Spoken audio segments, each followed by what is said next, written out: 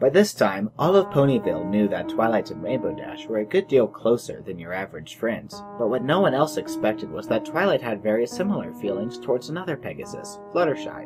And Fluttershy, though she would never admit it, was always infatuated with Rainbow Dash. But Twilight knew this preposterous love triangle could never last, not because it would jeopardize their friendships, but because Twilight's notes were orthogonal. Now if only Applejack were available.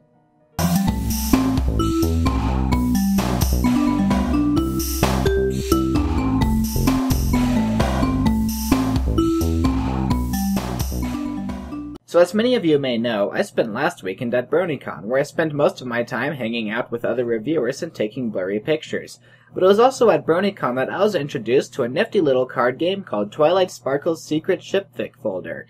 My experience with this game went from being only vaguely aware that a game called Twilight Sparkle's Shipping Something existed somewhere, to coming across a group of other bronies playing it and asking to join them. After playing for about 15 minutes, I decided I had to get my own physical copy and promptly picked one up in the vendor hall. I then took it back to the hotel and played it with a few other reviewers.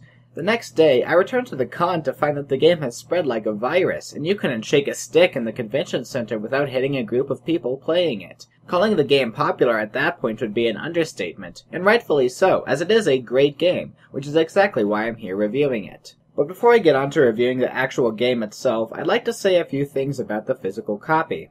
You see, in most cases, Twilight Sparkle's Secret Shipfic folder is only available in digital format on PDFs, so that means the game is free, which is nice, but it also means that unless you're willing to suffer through some weird looks at your local print shop, the quality of the cards you play are only as good as the quality of your printer. For 90% of people, that means you're stuck with flimsy, sharp-cornered, poorly colored cards. And if you're a stickler for high-quality cards like me, that's just unacceptable. But luckily, at BronyCon, you could buy pre-printed physical copies of the game, and I am very happy to say that these physical copies are of a very high quality. The cards are sturdy, have a good texture to them, and the colors are vibrant and show up very nicely. Consider my unreasonable standards met. But now to get to talking about the gameplay itself. So how does Twilight Sparkle's Secret Shipfic folder even work? The overarching gameplay is easy to explain. Over the course of the game, you build up an increasingly complicated and ridiculous relationship grid to function as the notes for Twilight Sparkle's magnum opus of shipfics. Players get points by making this shipfic fulfill certain goal conditions. These conditions can range from shipping Twilight with Cheerilee, to shipping any single male pony with 3 other males, or to shipping all of the main 6 together in a chain. First player to reach a certain number of points wins.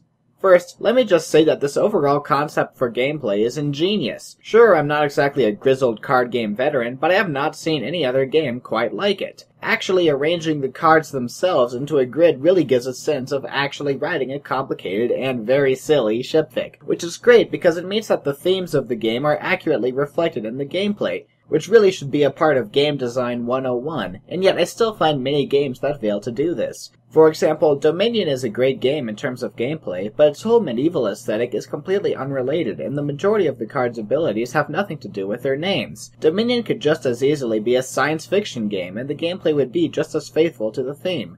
But let's get back to making ponies do unsavory things with each other. The overall structure of the game is great, but things really get interesting with the details. Nearly every card has some sort of power attached to it. Most of the time, these powers are fairly simple things, like swapping 2 cards on the grid or changing the gender of a card. But sometimes things get more complicated, with things like changelings, which act as wild cards, or cards that turn another pony into an alicorn princess for a turn. But even the simpler powers can quickly stack up and form powerful combos. With the right cards, you could complete several goals, reset almost the entire grid, and end with shipping Twilight and Shining Armor for good measure, all in one turn. But that's just the thing, with the right cards. And this is where the game's greatest weakness comes in. An awful lot of this game is just hoping that you draw the right cards into your hand at the right time, and many of the cards' powers can easily become very overpowered. Late into the game, half the gold cards can be won just by placing a single card with the swap power anywhere on the grid. I tested this balance by creating a game with 4 equally skilled players, by which I mean playing with myself, and one player came out miles ahead of the others just through luck of the draw. So now you might be thinking, if a game has balance issues, how could I possibly still recommend it?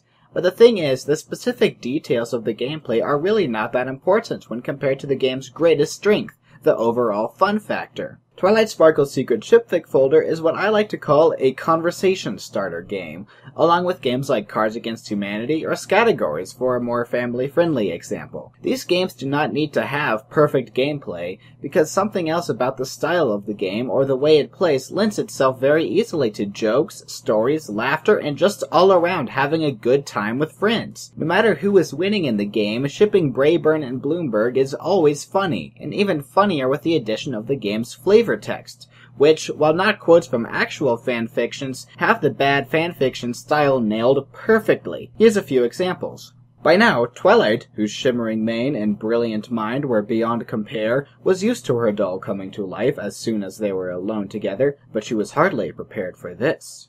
To ease the ache of one's desire, she leaned close, smiling attractively. One must stroke his heart's fire. Bulk biceps could only blush. The magic arched between their horns, crackling with the smell of ozone. Their eyes met on the octarine glow, and something more than magic sparked that day. You get the idea. Remember the phrase you'd always hear back in elementary school? It's not about whether you win or lose, it's about having fun. Which, while a nice sentiment, didn't exactly repair your glasses from being broken by a dodgeball. Anyway, the phrase totally works with this game, which is why I'm willing to look past a few kings in the balance. Because even if you are totally unlucky and never get any good cards, you will undoubtedly still have a blast playing this game. Which is why I very strongly recommend downloading the PDFs, taking them over to a print shop while putting on the most serious face you can muster, getting these cards printed on the best paper you can, finding some friends to play with, and then having a grand old time writing the most beautifully disgusting fanfiction in all of Equestria. And if you're lucky enough to be at a con, definitely be sure to pick up a physical copy. Thank you for watching.